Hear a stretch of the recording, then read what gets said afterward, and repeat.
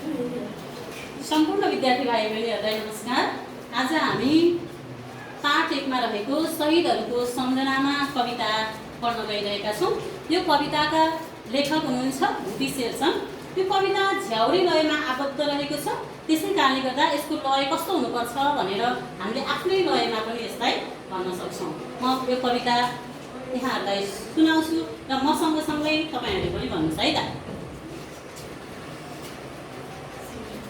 हुँदैन बिहान मिरमिरमा तारा झरेर नगए, हुँदैन बिहान मिरमिरमा तारा झरेर नगए, बन्दैन मुलुक दुई चार सपुत मरेर नगए, बन्दैन मुलुक दुई चार सपुत मरेर